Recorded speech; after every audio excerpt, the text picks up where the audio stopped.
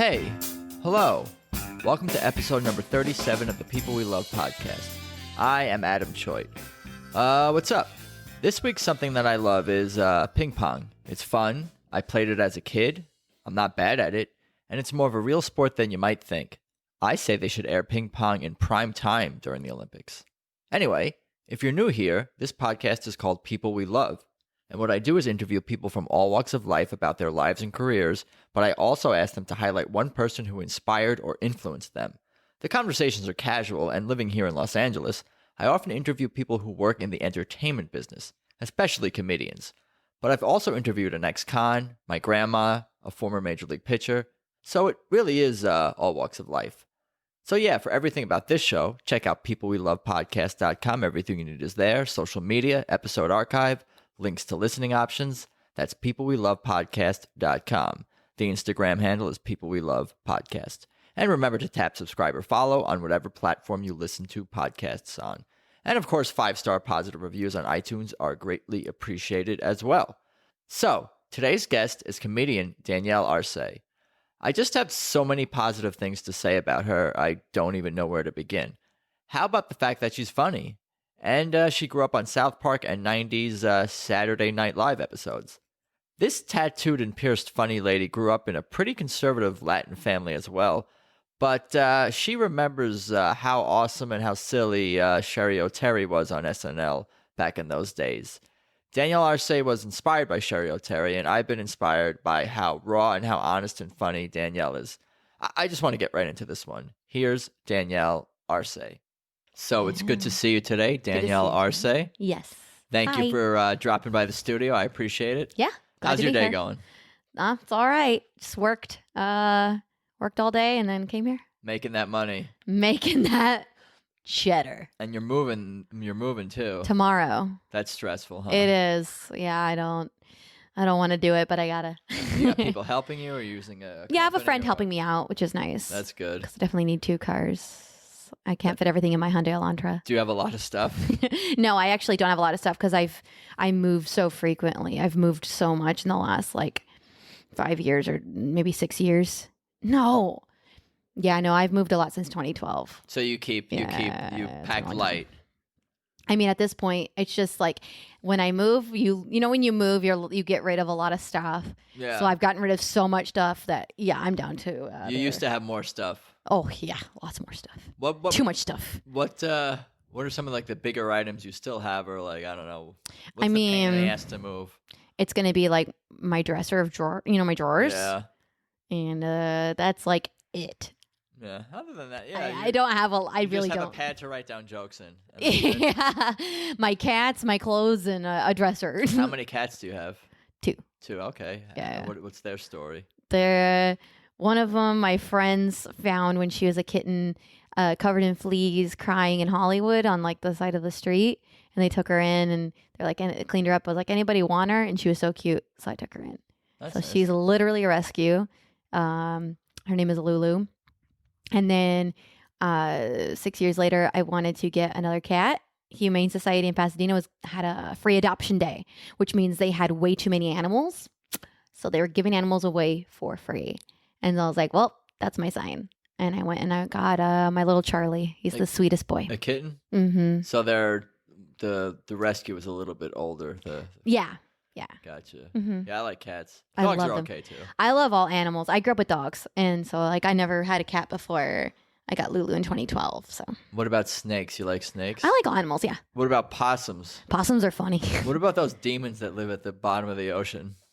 I mean, I don't. Weird looking fish. Sure, they're creatures. Yeah. They're cool. Look at you. They're cool. You got a big heart. I can see it. Yeah, I don't care for black widows because they'll kill me. Yeah, but spiders. Oh no, I like spiders, but black widows. What is a black widow? It's like the most hairy spider or whatever? No. It's the black ones with the red markings on them. They are extremely poisonous. If they bite you, they will kill you. Yeah. So I don't want to mess with I'm those. gonna avoid those. Yeah. Anyway, why don't you tell my audience about yourself and where you grew up? Where did you grow up, and where were you born? And you could start from leaving the hospital if you want. I was born in St. James Hospital in Phoenix, Arizona on February 20th, 1987. Aquarius? Pisces. Pisces. I'm Aquarius. We just missed it. Yeah, right at the cusp. But I am definitely Pisces because I was born in the evening. Yeah. So it's like I'm definitely very Pisces.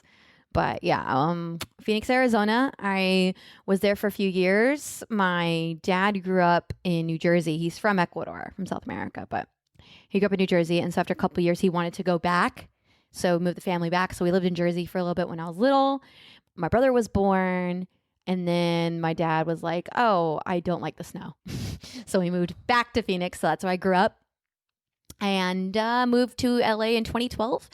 I started stand-up in 2011, did it for 6 months, moved to LA mostly for comedic acting. Like I wanted to be a character actor. I wanted to do, sketch and improv and stuff. And so I took a break from stand-up after I did it for 6 months. And then maybe that fall, I did a web series with a friend who does stand-up. And he was like, we were talking, shooting the shit, and he just liked how witty I was, I guess. And he was like, why don't you do stand-up anymore? And I was like, well, I got really turned off by this other comedian, was really rude to me.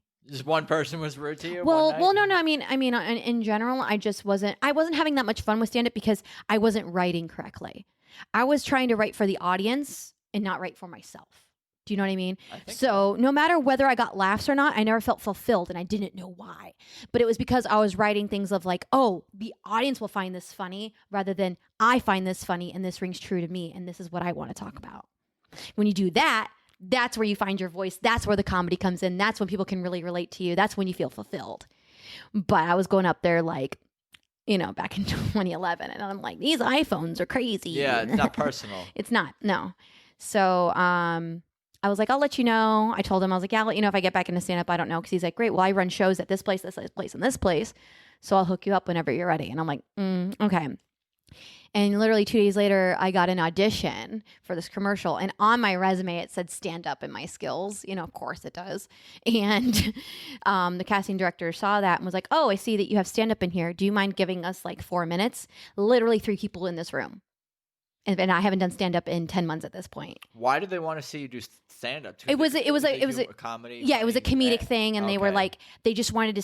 I don't know. They just wanted to just see me do something. I got you. Okay, that's fair enough. I thought maybe they're just like, oh, you're stand-up, entertain us at once. No, it wasn't like that. No. I mean, kind of felt like it a little bit, but I know it was because there was a lot of comedy element to it. Anytime I got sent out for auditions, it was a lot of times it was for comedic roles because that's what I wanted. So I was like, okay. And I'm like, they gave me like a time to think about it. They're like, yeah, step aside, come back in. And like, if it takes you like a couple minutes. And I'm like, yeah.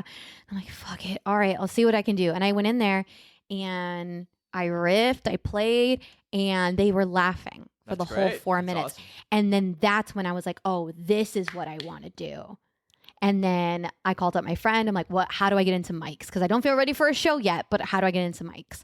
And he helped me out. And then February 2013, I did my first show again. So that was that. So fall 2012 was when I got back into stand-up. And then February 2013 was my first show back. And then I've been hooked since. I got you. When you were in that and doing that stand-up for those 3 people or whatever, were you doing the act about the iPhones and stuff? No. You were more doing something a little different. You were more like doing like audience. It's a small audience, but audience. I honestly don't remember my set exactly, but I do remember that when I stepped out of the room to think about what I was going to say, I was like, okay, I remember that this joke, that was, you know what I mean? And I was like, but I want to talk about what happened to me today. Because I remember something weird happened to me that day. Gotcha. And I was like, also, this is a very uncomfortable situation. I'm going to talk about that, So I was like, all right, here we go. And I just walked in and I was just like, I think I brought up how weird it felt doing stand-up in front of 3 people in a small room, and I felt like I was going to get murdered or something along those lines. And then as soon as I heard them laugh after I said my first little joke, I was like, okay. And then I got it. I just played around, and I brought in like maybe 1 or 2 of my old jokes that I remembered, but I remember it was mostly just playing around, and it was fun. So. Yeah, because like you must have felt like, oh, I'm going to get back to stand-up, in large part because I can see how being myself and doing this is Yes. fun, and you kind of had a moment, like an epiphany there. Yeah. I mean, I wasn't directly thinking, oh, I haven't been writing correctly. I thought, oh, this is what I am supposed to do. Okay, I'm supposed to do stand up, but I didn't know why at the time. And it took me a while to find my voice still, because I was still playing around with those topical jokes for a while. Sure. I even, I noticed that I was getting, in my opinion, it was too raunchy without it being real. And then I was like, there was one year that I decided, all right, I'm going to try to go as long as I can with being squeaky clean. And I think I did a good 6 or 7 months where I didn't use a swear word. I didn't talk about sex, nothing. And I just worked on clean material. For what reason? I just, like I said, I think I was using the raunchy material as a crutch. I got you. And it wasn't playing real. To challenge yourself in some ways. Exactly. I challenge myself and see, I want to be funny without that shock value. And then once I don't know, I think when I watched Ali Wong for the first time, was when I saw her first special, and the way that she was raunchy without being shocking. Do you know what I mean? Like the way her writing style was, her cadence, everything.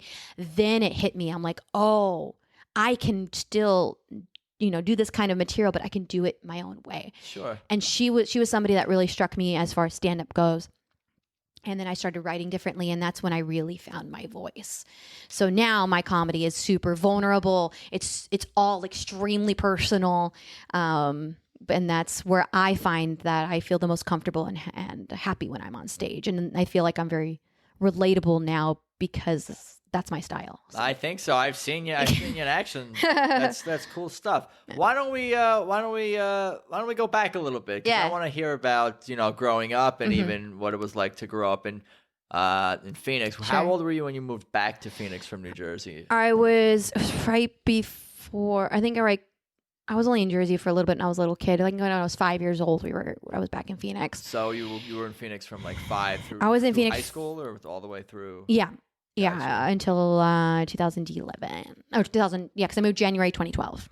And I mean, it's a general question, but what was life like growing up in Phoenix, Arizona? Hot. Even when you're 5, 6 years old, what did you do for fun? Were you a good student? Did you have siblings? I grew up with an athletic family. My dad went to the Olympic trials for track and field. Wow. My parents met in college because of athletics. My mom did soccer and softball and track and field. My dad just always been involved in that stuff. So when I was a kid, he tried to get me involved in track, and I was good at it, but I never liked it. And then when I was 7, when I say us, I mean my brother and I. I have a younger brother. He's 3.5 years younger than I am. But he got us involved in martial arts. So I started martial arts January 95, so right before I turned 8. And did that pretty much my whole life. Wow. So you're pretty accomplished. I don't know. But that's what I grew up with. And then, you can kick my ass right now, I'm sure.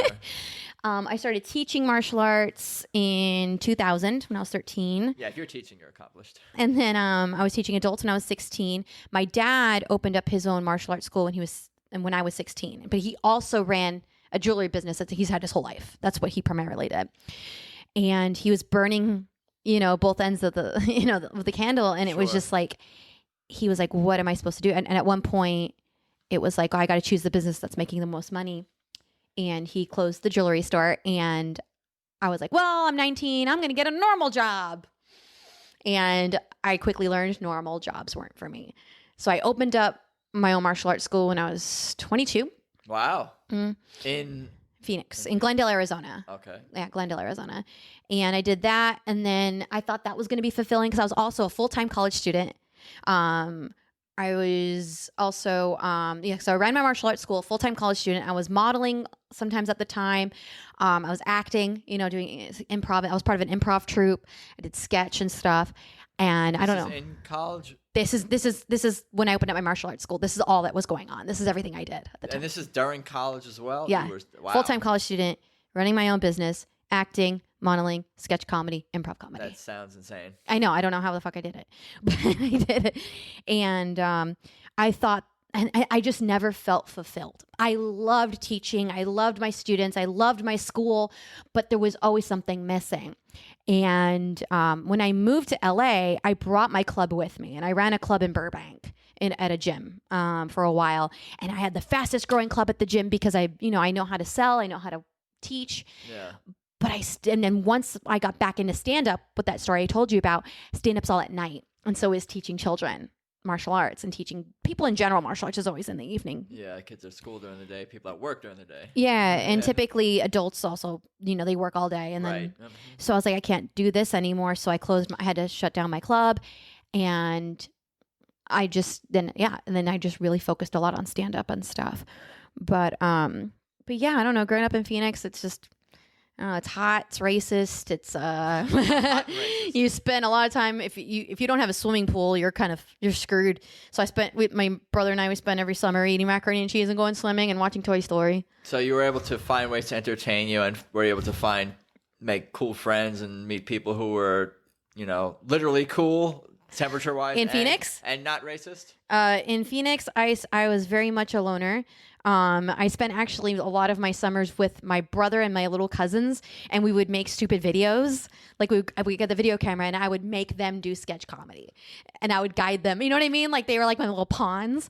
But that was my outlet for comedy. Yeah, this was kind of my a question that was coming. Like, Yeah. what kind of stuff were you watching? As I far was as, into obsessed with Saturday Night Live, Mad TV, South Park. And I should have been watching South Park at that age. I should have been watching South Park at that age. And my brother, I shouldn't have my, my little brother and my little cousins repeating stuff from those shows. It but all makes sense now. To me. It's but I all making corrupted sense. my little family members. But it was, I was just so inspired by that. And I was like, I just want to be silly and I want to make people laugh.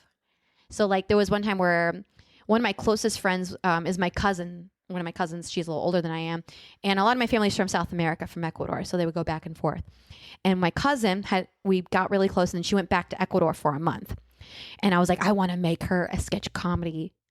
Like, okay, this is going to age me VHS. You know what I mean? Like I wanted to make her a video, right? And send it to her? Well, no, when she comes back, she sees how much I missed her, but it's also like something to make her laugh. Okay. And so we spent that whole month just every day with the video camera, like what kind of sketch can I make with these kids? You know what I mean? Like what can I do? And it was really silly, but like I loved it. And so that's what really, I think, like that's when I loved performing. I started getting into theater and things like that around that age too. When you were when I was about 12, 13. And so right around 12, 13 is when you, because you're probably always watching TV and movies, I'm guessing, and you're probably always liking comedy, it sounds like. But when you were 12, 13 is when you started to really get into it more to the point you wanted to do some creating and performing yourself. And right. We're doing it. Right. Because like, I don't know. I think I was in the 6th grade. And so my grandmother, who's no longer with us, when I was growing up, she would take my brother and I to plays all the time, like kids plays. There's a theater in Phoenix called the Herberger Theater, and it's all children's theater, essentially. Kids performing? Yes. Okay. Plays like Annie, Cinderella, things like that. With kids in them, And she would take us to these things, and I'm not a singer, I'm not a dancer, but when I saw the kids performing and being these characters, and especially when they got laughs, it would hit my heart. And I remember it was during one play, I turned to my grandmother and I was like, I want to do that. And she's like, you want to perform? And I said, yeah. She's like, then do it. But the thing is, nobody in my family on both sides are performers. But they're athletes. That's kind of a performance in itself. Right, but nobody's really that artist or that creative, Gotcha. or at least have let themselves do that. Right. So that's why I was so confused. Why I was like, I feel like this is for me. Like I'm good at sports. I'm good at these athletics, but I don't like it. Like I don't like it like my family likes it. Right. And so I talked to a friend at my school who was an actor. And I was like, how can I do what you're doing? She's like, well, I have an audition for a play next week. Why don't you sign up? It was like a community theater thing. I did it and I got a role, like one of the main roles. And I had never acted before. Awesome. And I was like, this is really fun. I think I was in 7th or 8th grade. It was 1999, 7th grade, 99, because I remember the ticket. So this was part of your high school? This is 7th grade, middle school. And this was a community theater. This was an outside theater. Okay. And then when I came back to school, I was like, they didn't have a drama club. And I was like, we need a drama club. So I went to my drama teacher and I'm like, why don't we have a club? And he's like, well, we could start one. So we started the first drama club at that middle school. And that's when I and then when I took drama and he introduced improv games, I was like, oh, this is fun. Like comedy. Yeah. You know what I mean? Like I just knew I liked being silly just based on how my influences from Saturday Night Live and things like that. And, I just always knew that's the route I wanted to go. So I did theater throughout high school, but I'd always find ways to find roles where I didn't have to sing, but still find a way to be funny. You know what I mean? Like, so there were actually 2 of the plays that I did. I got a part that was supposed to go to a male, but I played female. I still played the part, but I played it as a female. And you know what I mean? Cause I was like, I can make this funny. You know what I mean? Sure. Like this serious dude role, these guys don't need this. I'll do it. And so that's something I'm very proud of as well. Like when I was in high school, it's like I took the opportunity away from a boy, Sure. because I wanted to be funny and I didn't want to sing. Well, you're probably better, it sounds like, anyway. I don't know. Won the role fair and square. I don't know. But yeah, I don't know. So that's my background on that. Well, how many people, when you were in the middle school, Sure. when you started that drama group, Mm-hmm. did other kids join in? 100%. That's the thing, because I brought it up in class.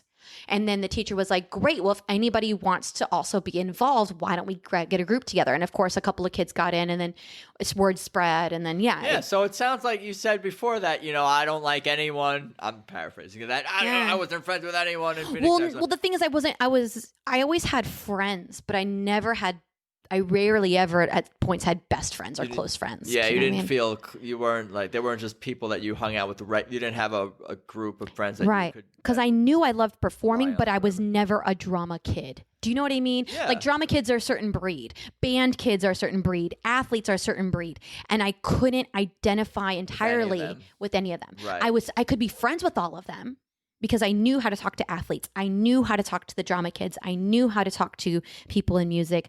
But, it's like in high school, I was actually friends with people who did tennis and people who were bookworms. Yeah. Those were my closest friends. None of my closest friends were in theater, actually. Interesting. But I would still hang out with the theater kids when it was appropriate. You know what I mean? So I don't know. I've just always been kind of a loner.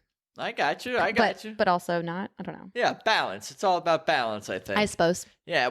So you said SNL was Yes. a big influence on you. What years were you? What The cast 90s. group? The 90s. Because The I know there's 90s. reruns on Comedy Central. Yeah. Because when I was first starting to, I'd always kind of been in SNL Sure. to some degree, but kind of my heyday, I guess Will Ferrell. Yes. And Oh God, no! and It's that era. But exactly- at the same time, the Adam Sandler. Adam. Chris I'm saying Farley one Adam was kind of Sandler, Chris rerunning. Farley, Those were rerunning. David Yeah. Spade. That was, oh my God. Even back when Phil Hartman, I remember that. I remember being a little kid and just loving that. Really 90 through 96. Yeah, big time. And then the women really, really, once I saw them, that's when I really really loved comedy and stuff. Because when you see someone as cute as Cheri Oteri or Molly Shannon, these women are just, they're not afraid to be ugly. They're not afraid to be quirky and goofy. And Weird. I love that. Weirdos. I love that because I'm like, that's who I am. I identified with that. Where I come from a family that are fairly conservative, they're Latin, they're very you worry about how you look and, how you look to other people. And I never felt comfortable like that. Yeah. And then when I watch these women that are literally their makeup is smeared all over their face and they're these wacky characters. And I'm like, that's me. I'm Cheri Oteri. I'm Molly Shannon. You know what I mean? So those are my biggest influences. Yeah. What do you remember about Cheri Oteri? Yeah. Do you have favorite sketches? Oh my God. Of her? I just loved everything she did. Anytime she was on the screen, my eyes were glued because she just wasn't afraid to go there. And I loved her characters. Yeah, she committed to her characters. Fully committed to her characters. I loved when she was Mrs. Del Vecchio. The old lady with She was always on the porch. Yeah. Yeah. I remember. I loved that character so much. Of course, the cheerleaders. The cheerleaders, brilliant. I also loved when she and Chris Kattan were the couple where they'd invite people over for like a dinner party. And they're making out. And they're just like getting super sexual, and then they'd stop. Oh, yeah, that was funny. So fucking good. Did she do like a really perky sort of newscaster character also? I think with Will Ferrell, there was something like like over the top cheerful. I remember. Yeah. She also did Barbara Walters. Was so good. Yeah, that's right. And I also loved Rachel Dratch so much. I loved when Rachel and Will would do the hot tub couple. Yeah. At the Welshly Arms. Well, that's later. That's a little bit later. That's a little bit later too. No. But I'm saying that's all in the 90s. You know what I mean? That all happened then, and even the early 2000s. Well, very, very early 2000s. Those are my biggest influences. And, to see somebody so tiny like me and high strung and also just so honed in on making people laugh, I was like, that's what I want to do. Yeah, I could see you having the Cheri Oteri energy. It's funny, because one thing about me, I'm sure you've noticed already, I'm very animated. Yeah. And I'm like that on stage. Even though the stuff I talk about on stage isn't necessarily very goofy or silly, I can't help but be that while I'm talking about serious issues. It's part of the show. Yeah. So it's funny when I get pictures back from shows, like my face looks so contorted and stuff like that. And I'm like, that's where Cheri comes in, the influence. Yeah. But you're talking about something, not maybe super dramatic or something, but right. Your expression looks like that. Yeah. Has your path crossed with Cheri Oteri? Have you met her? Have you seen her perform? Any interaction? I don't even know where she is anymore. I don't know what she's doing. I don't really keep track of. I wasn't obsessed with her as or any of the people necessarily to the point where I would look them up. I just would watch these people and feel so inspired. But I've never been a fangirl really of certain people.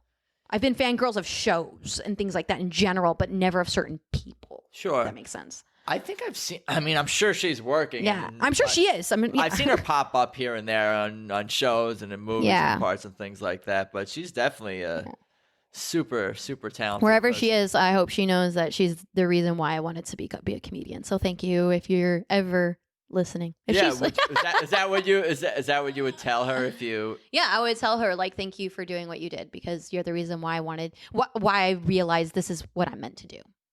Because this is what I'm meant to do. Comedy is what I am meant to do. Yeah. I feel that. I knew that I didn't necessarily wasn't honed in on that from childhood, but you know what I mean? It's obvious from childhood that I was supposed to be performing, and I didn't know how. Then I discovered comedy, and then I discovered improv, and then I discovered sketch, and then it was stand up, and it's like, oh wait, this is it. This is it. What does it feel like to you to get laughs when you're on stage? Just describe that feeling and talk about it. Does it become addicting almost to some degree? Yeah, absolutely, it is.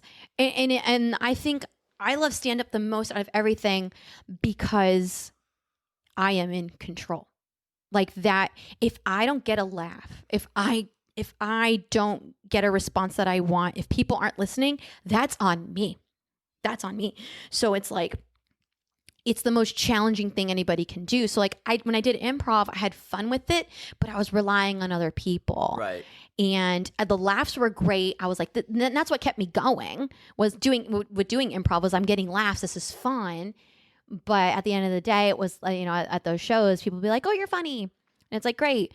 And I don't know, for me, yeah, you want people to say that you're funny, but that's not the best compliment to me. So now when I do stand up and somebody's like, hey, thank you for talking about what you talked about. Yeah. I'm now a fan of you because you brought light to this, this, and this, and you're funny. That's it. Yeah. So for me, if I'm getting laughs about the stuff that I'm currently talking about, that's the most fulfilling thing, because I've taken the time to write the stuff from pain, from experience, from growth, and to get those laughs means that people are relating, people are understanding. There's empathy. It sounds like. In my opinion, it sounds like getting laughs is awesome, but when it's material, the more personal and vulnerable for me, anyway, the material is that gets laughed, it means more to you. Yeah. And also, I'm guessing when you write some new material Yeah. and you hear those laughs for the first time, especially if it's vulnerable material, that's a great feeling, knowing that this new shit works. Yeah. How about that? It's funny, you know what I mean? Because we think about things that we do in our home, for instance, by ourselves, and things you wouldn't tell anybody. Right? Like you make those silly voices, or you do this or you do that. And then you're like, no one else does this, but everybody does it. Right. You know what I mean? And my most recent bit was something like that. I had been doing this with my cats forever. This like silly voice I do and these little songs. I used to do Vines when Vine was around doing this song. And I don't know. And then one day I had a show at a cat cafe because Los Angeles. I've heard of these. I've been trying to get to one. I have to keep my eye open for them. The one at Crumbs and Whiskers is very expensive. Yeah, so I've heard that. I mean, just to go to the cat cafe for no show, I hear is expensive. Yeah, it's very expensive. But I don't know. They had a crowd, which is cool. People paid lots of money to see a comedy show at a cat cafe. But when I was there, I was like, I want to talk about my cats, but I don't have any jokes about cats. And in my head, when people would tell me, you should write jokes about your cats, I'm like, I don't know what to write about my cats. There's something funny about my cats. You know what I mean? Everybody, you can watch cat videos on YouTube and that's funny. Yeah. Me talking about them isn't going to be funny. Why don't you go write me some jokes about my cats? Yeah, no one, in my opinion, I couldn't, during those times. And I was at the cat cafe and I'm like, you know what? Like, these are all cat people. I'm going to talk about the voice that I use with my cats and do this song that I do, right? Yeah. And then I'll probably never use it. It'll be a throwaway. So I did it. And it's very personal because it's something I do indoors, not around other people. Yeah. You know, it's one of those things. And it got big laughs. And I was like, okay, maybe I can try this out at a real place. So then the next day I had a show at a bar. And I did it. And it got big laughs. And I'm like, oh, okay. Now I can really make this more vulnerable. And so now I've created this bit where it's actually kind of a depressing bit, even though it seems silly and goofy and fun, but it's interesting. I love doing that. Like you said, it's like this big surprise of like, oh, that got a laugh. And this is so personal to me. And this is so kind of silly, but it's also just, it's very real. So that's something recently that I'm very proud of. But that's cool. Yeah, it's things like that. What are some of the biggest, I guess, I mean, it's another general question, but challenges, I guess, with stand-up comedy? Because I feel like I see, some people, they want to be vulnerable. They want to tell you about their life problems. Right. But I feel like there's a fine line in between being like self-deprecating and like being like pitying yourself. Some people go up there and I feel like they're looking for a hug more than a laugh. Is that something like sometimes you struggle with? Like sometimes? Like is this funny, or is this just me complaining or telling a sob story? Like, right. Is that something that you deal with? So something that I've dealt with my whole life is definitely self-esteem issues, for sure. Ingrained from childhood. I consider myself, I was kind of like an ugly duckling, where growing up I was teased, I made fun of and bullied for looks or because I was a late bloomer and things like that. If you weren't those things, you wouldn't be in this room on this podcast. Exactly. As many of my guests. Right. 90% of them have been bullied. Right, absolutely. Oh yeah, that's the thing. How you end up in Los If Angeles. you find a comedian who has never been bullied, they're not funny. They're not a comedian. What are they doing? There's no fucking way. But yeah, so I'm just I'm just saying my own personal story of what, and so it's like, where was I going with it now? What was your? Oh my god, I'm so sorry. I got talking about just challenges of challenges. Yes. Okay, that's where I was going. Comedy. So for me, I used to have really long hair. And I used to wear dresses on stage and stuff. And one thing that would upset me because also when I turned 18, a lot of people started telling me you should try modeling because of how I look or whatever. And I'm like, okay. And once I got into modeling and I was booking stuff, even though my height doesn't sound like you were the ugly duckling. Right. Well, I'm saying, you know what the ugly duckling is, right? Ugly duckling was this gray, ugly baby duck that became a swan, right? Yeah.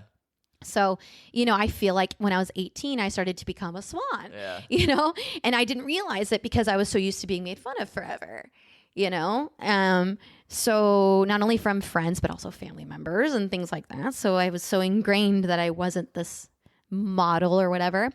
So I did that for a while and then it wasn't ringing true to me because I'm a comedian. Deep down. So when I got into stand-up, I was still going on stage with my hair done and, and then I didn't like the kind of attention that I would get. I wanted to be funny. I didn't want to go up there and people were like focused on how I looked or how, you know what I mean? I cut my hair off. I started, and then the last time I wore a dress on stage, I was performing in front of the military in Japan, and I wore a dress that wasn't even form-fitting, and I couldn't get them to stop hollering.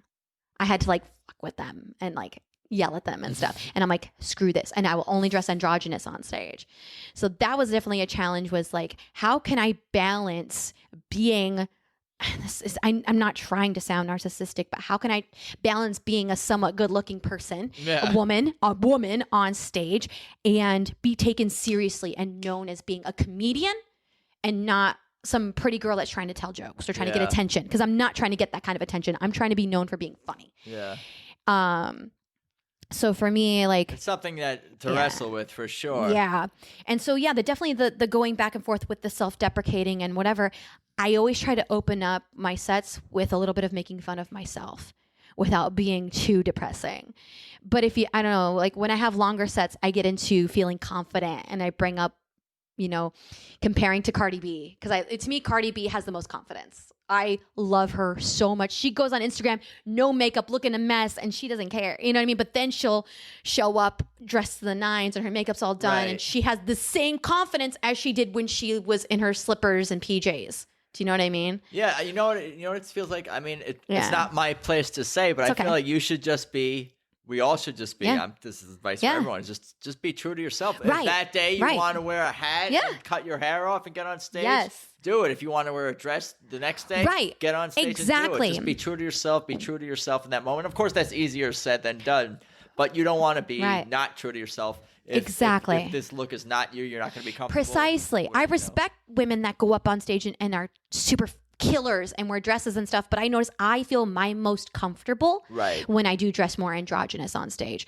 When I wear a blazer and skinny jeans and you know what I mean? That's when I feel the most comfortable. I still like having my makeup done, but I've always told people, like, if I ever or whenever I'm able to have my own special on a platform, it's, and once I earn that necessarily, like, I'm not going to produce that myself. I want to earn it. But once I earn it, you will see me in a suit.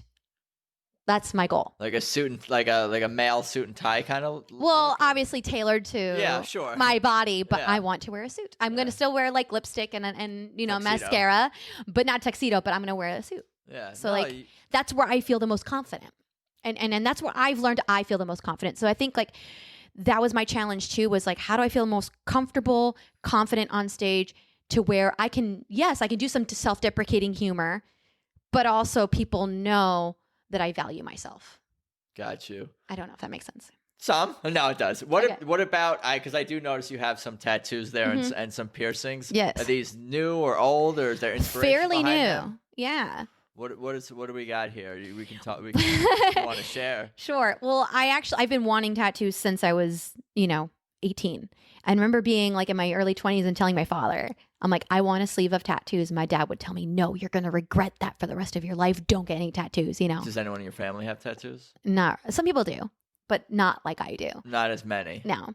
One of my cousins is now married to somebody who's covered in tattoos, but that's something that's fairly new. Yeah. Do you know what I mean? Then he's not necessarily in our family. He's now a part of our family. But so, yeah. And then, I got into stand up. And once I really fully honed in on, stand up is going to be my life. I don't care about modeling. I don't care about commercial acting. If I book something, it's because I'm being me. Right. So, I was 27. So my friend that got me back into stand-up, we were doing shows in San Francisco together. And he's like, hey, Friday the 13th, there's a place that's doing $13 tattoos. Do you want to go get our first tattoos together? So I was like, yeah, let's go. We went to this little crap place in San Francisco. It's not crap. It was actually pretty cool. But, we got our first tattoos together. And I was like, okay, well, this is what I've been wanting to do. Which one? It's the lamest tattoo that I have. It's a little diamond on my left. Why is that lame? I don't know. Because it doesn't have any meaning. It's just to get a tattoo. I got it. I don't know. But to me, I don't know. Diamonds are, they're worth a lot. They're indestructible. Well, it's like you have I guess so. If you want to put meaning to it, you can. But there was no meaning. Yeah. A lot of people, no, some of my tattoos have meaning. Some of them are just because I liked it. That's what I read. I'm not going to give it Slash the guitar player's biography, and that's how he described tattoos. Yeah. He would be like, this one was I designed myself. This means a lot to me because of this and this in my childhood. Oh, and that one I got when I was wasted. Yeah. Like that. Like some of them have a lot of meaning. Other ones are like. I've always wanted short hair. I've always wanted to kind of. I don't necessarily want it for the attention. I just feel like that's where I feel comfortable. Sure. Do you know what I mean? So like, you do you. Yeah, exactly. And I saw somebody that had a septum piercing, and I've had a lot of piercings. I've had a bunch of my ears, and I used to have my belly button pierced because old. But I saw this girl with a septum piercing. And I was like, oh, I like that. And then I was like, oh, I'm gonna go get that done. I got it done, and then I've took out pretty much all my other piercings other than my earlobes, and I've tried taking it out.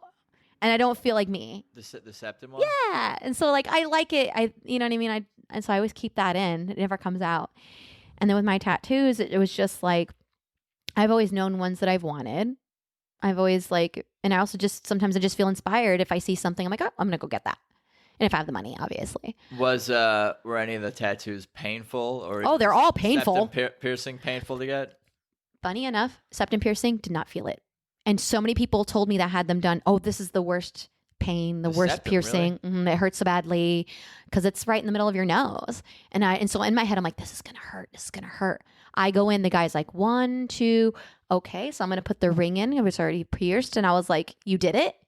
And he's like, yeah. And I'm like, oh, I didn't feel it. How do they give you any anesthetic or Novocaine? No. Nothing? Just an ice cube or something? No, Nothing? just they clean it up and then they have, they disinfect the needle and just do it. And but the tattoos were painful. Very. Yeah, all of them are. The ones that go toward the bone really hurt the most. Less flesh. I hear.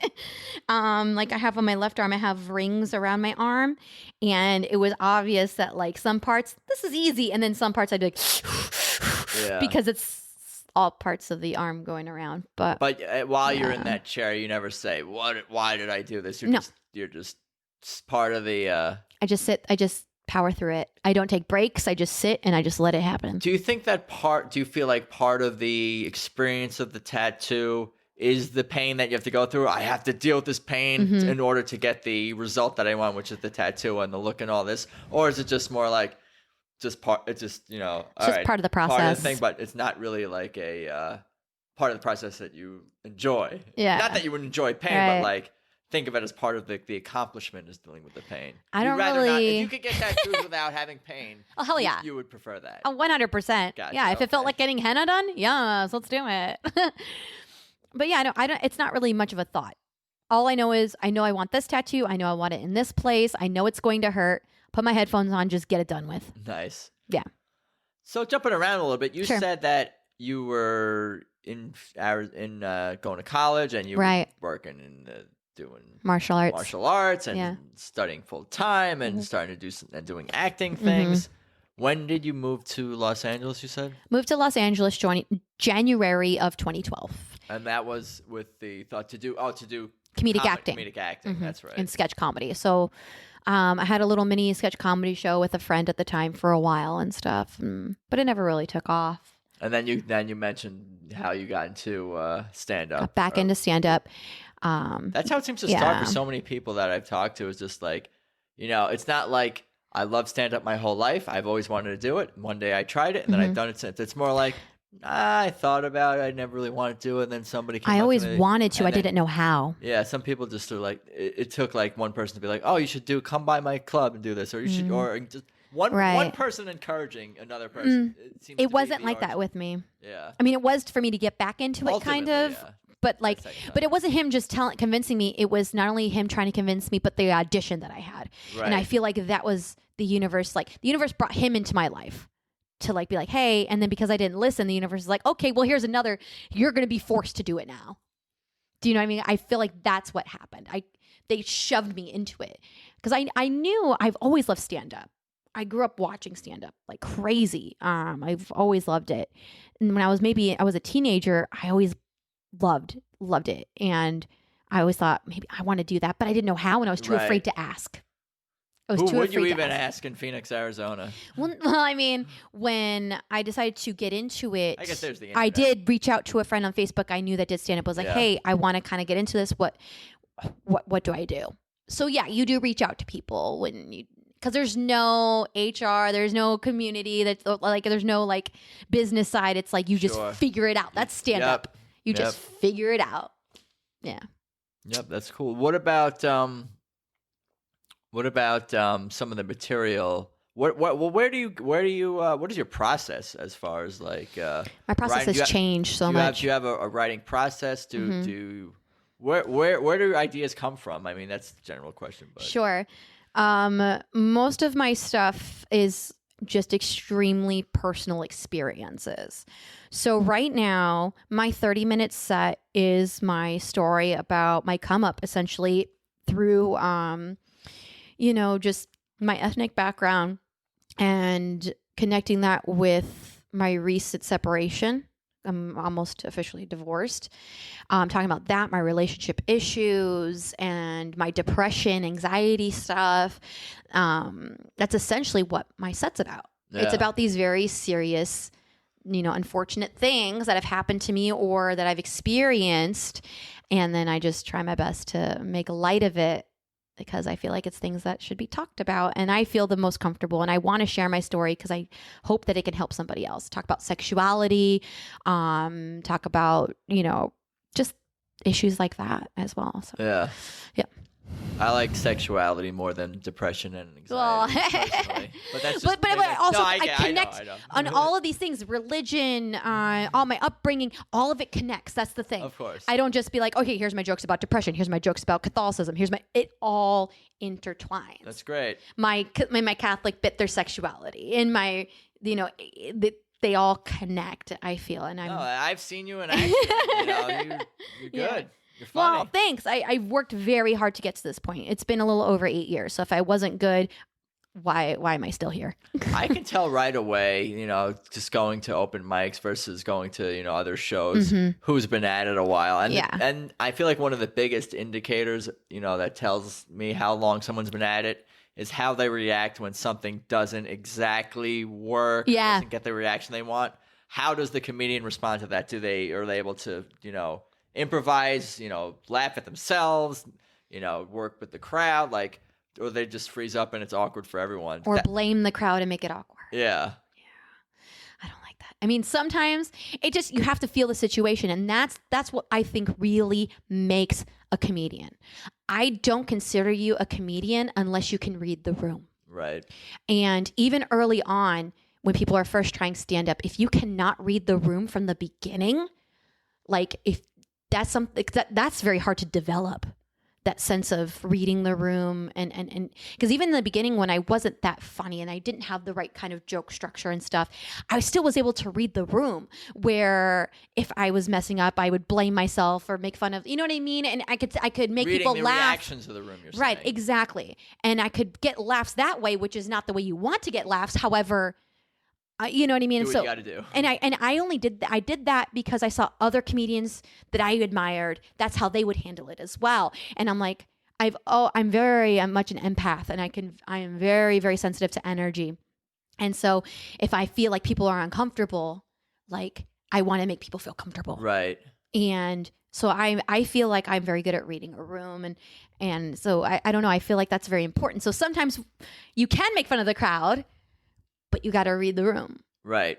What are other things that you look for when you're reading, and whether it's like when you first get on stage somewhere, or whether in the middle of the set? Is it that they're uncomfortable, they can't handle these dirty jokes, they're too drunk, or they're sensitive to certain topics? What is it about that you notice when you're reading a room that's different from audience to audience? It does vary from audience to audience, because sometimes, especially in LA, we have shows in so many different kinds of places. Whereas a lot of people in other places are like, we perform at this club, and this club. And I'm like, well, yesterday I was at a bowling alley. Today I'm at a cat cafe. Tomorrow I'm at a comedy club. Next day I'm at a bar. You know what I mean? It changes. So it's sometimes you're at this brewery where people want to be rowdy, but it's your job to get their attention. Right. And then sometimes you're at a place like the Bunker, where people are there for comedy. They paid their ticket. They're sitting in this little, room that is very much a little theater, and they are honed in, so it's, and once you find your pocket, once you're in the pocket, that's where you want to write it. Yeah. You know, so it's like some places can't handle, you know, the raunchier stuff, but I will still try to go there in different ways. Right, I got you. So it just depends, you know. Sometimes there's a little more lubricant you need to slide in. And there's only one way to learn these things, and it sounds like that's experience. Right, and then sometimes sometimes those audiences that are a little more tightly wound are a gift. You know, one time I did this show at this really cool. It was a restaurant, but they had a little theater attached to it, and it was in Silmar, conservative Latin community, and I was having fun with them, and then I got to a bit about Catholicism, and I talk about masturbating in the bit, and normally it gets big laughs, but it's a conservative Latin crowd, so they were like, and one woman, it was quiet except for one woman goes, blasphemy. And that's the funniest thing I've ever heard. Right? And I'm like, and even though I made this crowd uncomfortable, you know, this woman was so uncomfortable that she felt like she had to say this. Like, she wasn't saying it because she wanted attention. She said it because she felt that from her heart. Right. Do you know what I mean? No, I believe it. And in my head, I'm like, and I didn't say this out loud, but I mean, I could have, but she just gave me a gift. Like, she gave me a new tag. She gave me something to play with, you know? So in that moment, I'm like, oh God, I'm sorry, Mom. You know what I mean? Like, that's hilarious. In that moment, I did that, right? Because it made sense in that moment to get the crowd more comfortable. They're like, oh, haha. But now I use that where I'm like, you know, I make a joke about how this song from Mass came into my head while I was masturbating. That's the bit. And now I know blasphemy. And I notice that makes the crowd a little more comfortable because they know that I realize that it's wrong. Yeah, or whatever. Yeah, you're showing them that you understand that their point of view, right? But you're still able to share your own. And and it's easier to get those laughs with that kind of crowd now because I understand. Okay, I've got this tight, you know, conservative Latin crowd that are mostly Catholics, and I want to do this Catholic bit.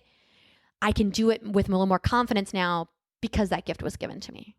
Do you know what I mean? No, so it's just reading the room, you know, finding those gifts and just kind of writing that, I guess. What would you say is I mean, you kind of talked about wanting to do a larger scale special Netflix. Yeah, eventually, HBO, yeah. So I would Netflix, like to earn HBO, that. Whatever the case may be. Is that really your long-term dream, your goal, your plan is to just commit to stand up fully, tour and do specials? That's all I want to do. If acting stuff comes from it, great. If I have written pilots for shows just to get the writing, you know, just to get those juices flowing. I have a pilot I'm very proud of, but I'm going to keep that on the back burner until an opportunity can arise. It's not something it's not a priority of mine, but I like having those skills.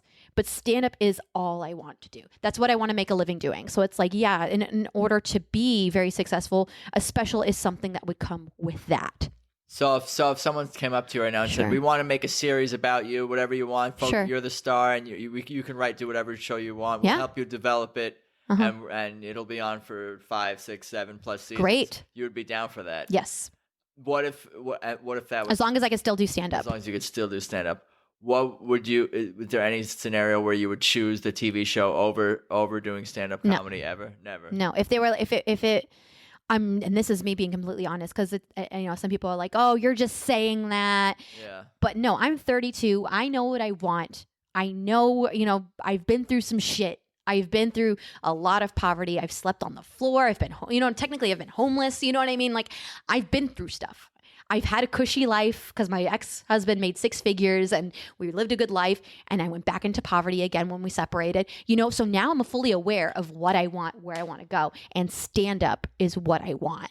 So it's like, even if I am scraping quarters together, as long as I can still get on stage and tell jokes, that's what I want to do. So if someone was like, hey, we want you to do this show, but it only shoots at night, you can't do stand-up anymore, I'd be like, you know what? Is there a way that we can make it during the day? Sure. Because if not, I can't do that. I will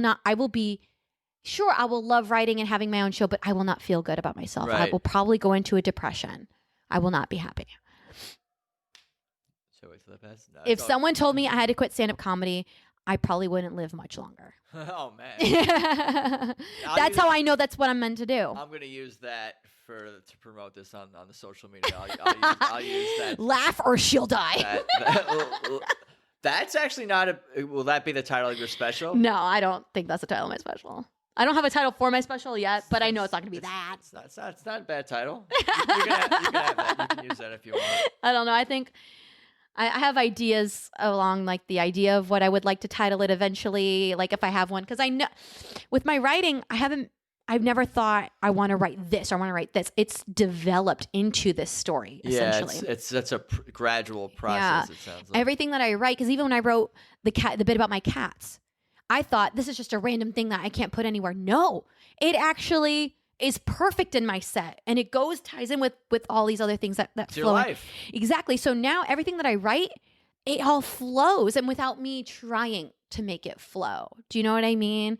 So I feel like once that opportunity comes to me, I'm going to be ready for it. Not right now. I mean, if Netflix comes to me, maybe I'll do a 15-minute, but like I'm not ready for it.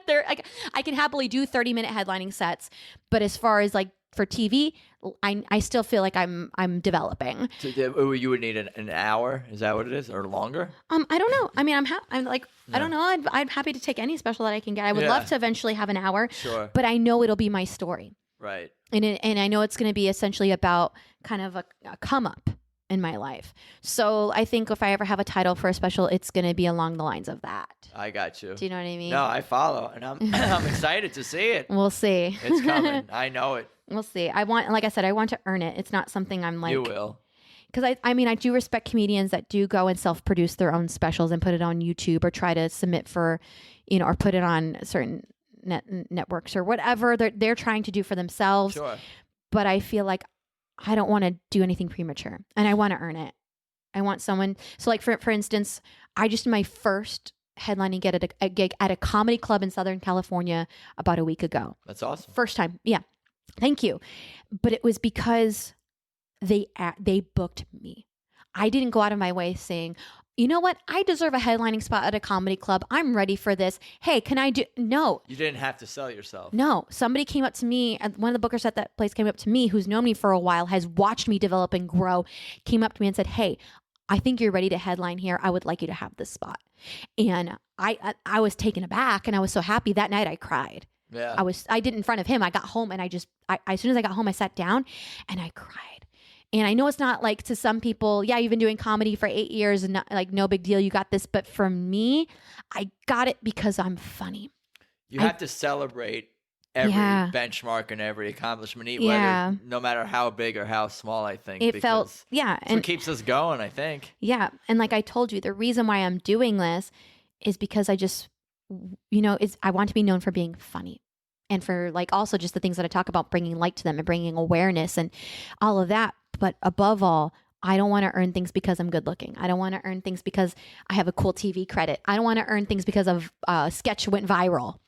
I want to earn it because I'm a funny stand-up comedian. Yeah. So that accomplishment felt so great to me because of that reason. That's great. So that's why I know when it comes to a special, I want it to be the same way. So even if it takes another 8 years for that to happen, it'll be worth it. That's cool. You have the right attitude. I hope so. I'm happy to take things for being good looking. Well, no. I mean, it's not a problem. I mean, wants to think so, but at this point, I would feel ready if someone's like, "Oh, she's hot. I'll book her on the show at the Laugh Factory." All right, book me. I'm also gonna fucking kill it. Yeah, no, for sure. But if you would have done that to me 6 years ago, it's not like I definitely got on some shows early on because I think somebody was trying to get with me, and I wasn't ready for those shows, and I wasn't that funny. I don't want that. Yeah. But now I feel ready for whatever somebody wants to throw at me when it comes to that, other than an hour. Right now, I cannot do it. Give me at least a month to prepare and I could probably do an hour. Like, honestly, I have an hour's worth of material, but I don't have it sorted out. Sure. My half hour is up. I can do a half hour right now. It's going to take some time to. Yes. But you'll get there. Right. But yeah, so it's taking its time, and I'm very I'm impatient, but I'm patient at the same time. And that's something that changed for me this year. And I think that's why there's a little bit of a ball rolling for me now, because I changed my mindset. Because up until a year ago, I would look at other people. And that's what one of the downsides of social media is, seeing other people and being like, why are they getting that and not me? How come they've been doing this for 3 years and they're getting that gig and I've submitted for that gig 4 times and I'm not getting it? Do you know what I mean? I 100% know what you mean, and everyone can relate to All that. artists can struggle with that too, you know what I mean? And, I'm like, oh, they didn't earn it. And within that mentality, that's self-sabotage. Yeah. You're putting that negative energy out there. So whether you're funny or not, if you're exuding negative energy, other people will feel that. No, I 100% believe that. And I don't know if that's something that I believed in my whole life or felt, but people 100% will feel that energy. Yeah. I think that, and it was interesting. I know I'm so LA when I say this, but there are a few people that I go to for readings and psychic readings, essentially, but for lack of a better word, I suppose. But there's a couple of people that I've gone to, and the people that I know that are very much empaths and can read people all across the board are like, you are holding yourself back. And I'm like, how am I holding and during the darkness of it, and the griminess, I would be like, what do you mean I'm holding myself back? I'm working hard. I deserve this. And it's like, that's why you're not getting it. You care too much. You're too negative. You're looking at things in a negative light. You're putting that energy out there and you're not going to get what you want being that way. So once I really just shifted and been like, you know what? This is my journey. No one else's. Do what rings true to me. Do what makes me happy, and also be happy for other people. Bring other people up, especially other women. Uplift each other. And I've gotten to the point now where when I recognize another woman in comedy that is funny, that isn't getting gigs maybe that I think she deserves, I'll bring her on the road with me now. Yeah. Someone's like, hey, I need a feature. I'm like, great. I'm going to have a funny female feature for you. So now I have one of my really good friends who's fairly newer at comedy, but she's so good that I'm like, hey, if I gain success, I want you with me. It's so amazing and interesting to me to hear you talk about these things, because a lot of themes keep coming up over and over again. Right. When I talk to different guests. I talked to a guy a few weeks ago who does VO.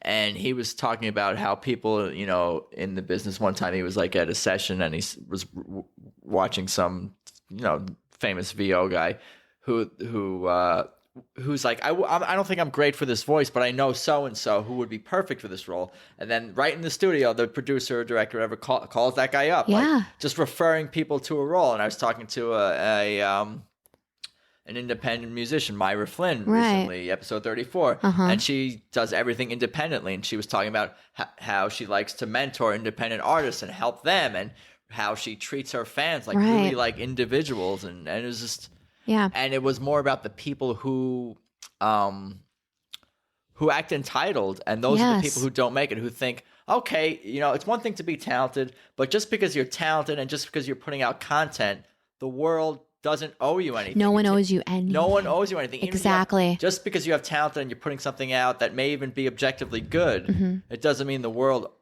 owes you anything. And then if you have the attitude like it does, people will pick up on that, and that's what will hold you back. Exactly. It's all your mindset. It's the vibes you put out. It's that energy. And I also, because I grew up an athlete, I compare stand-up comedy, especially women in stand-up comedy, to track and field. We're all on the same team.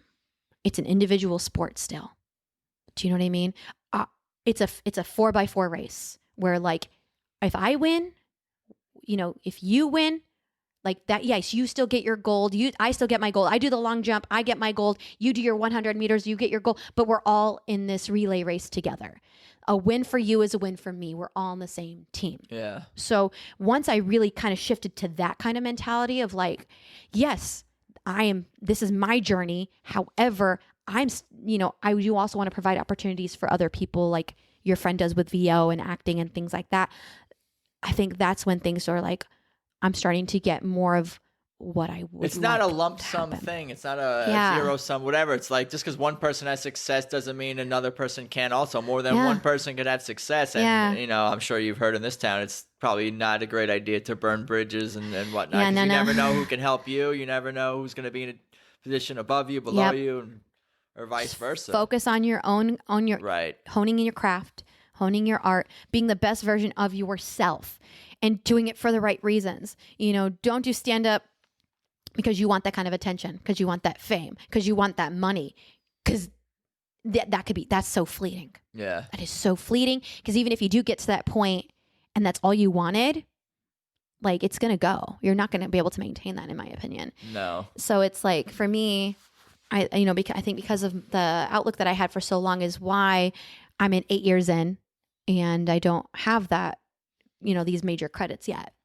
But also I moved around a lot because my ex was in the military when I got married and stuff like that. So I lived in San Diego for a while, lived overseas for a while. I've been back here for a little over 2.5 years.